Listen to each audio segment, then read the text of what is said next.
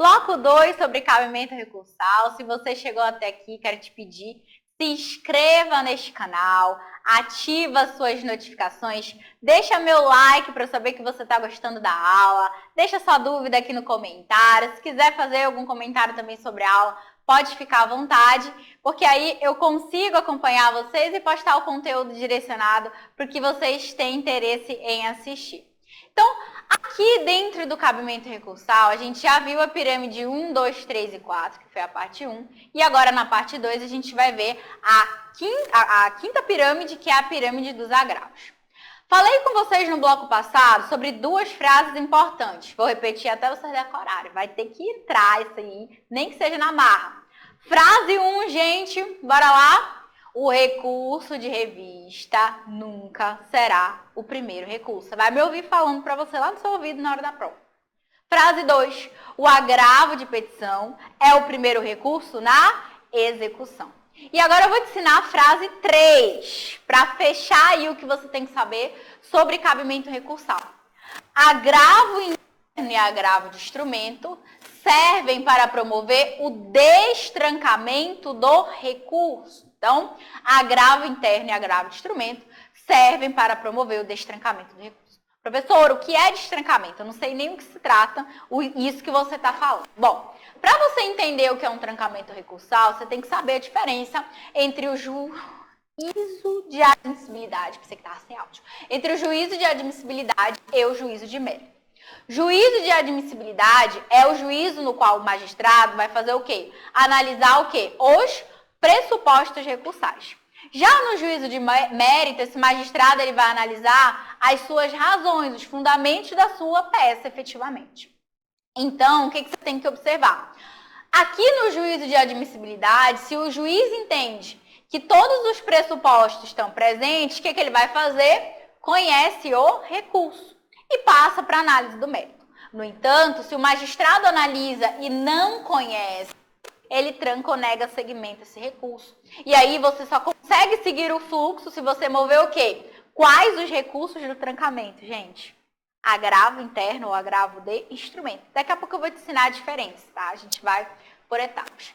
Então, você é obrigado a saber que conhecer um recurso significa dizer o quê? Que ele preenche os pressupostos de admissibilidade e não conhecer significa que ele não preencheu na visão de quem fez ali a análise. Só haverá juízo de mérito se o juízo de admissibilidade for positivo e o recurso for conhecido.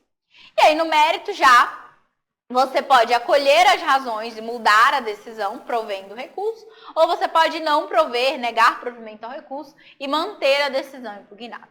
Bora analisar aqui na pirâmide como isso se dá no fluxo. Houve uma sentença proferida com a qual você não concorda. E aí o que você aceita para recorrer em, quem lembra? RO. O RO é submetido a juízo ACO, que é chamado de primeiro juízo de admissibilidade.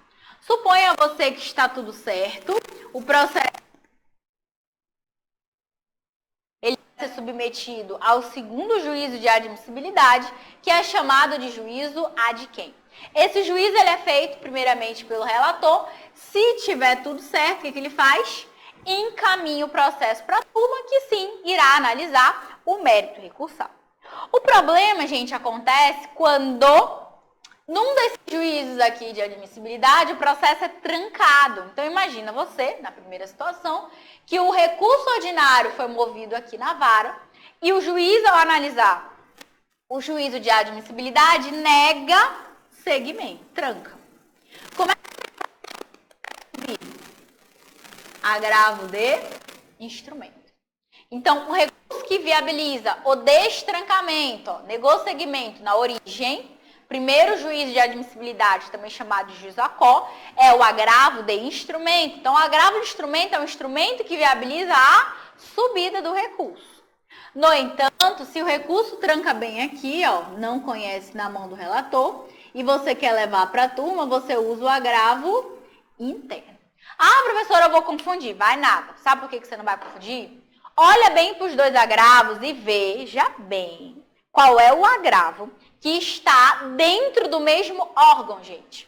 Qual que é o agravo dentro do órgão? É o interno ou de instrumento, hein? Olha só, o de instrumento vai de baixo para cima e o interno está onde? Dentro do TRT. Então, agravo interno é para destrancar onde?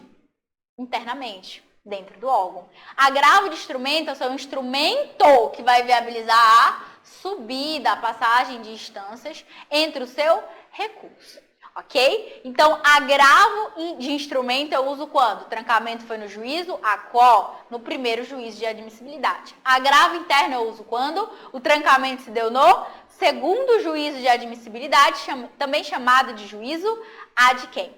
Ok, então era o que a gente tinha para ver sobre cabimento recursal, não acabou ainda, tá? Não acabou ainda a sua aula. A gente vai ver agora a parte dos recursos em espécie.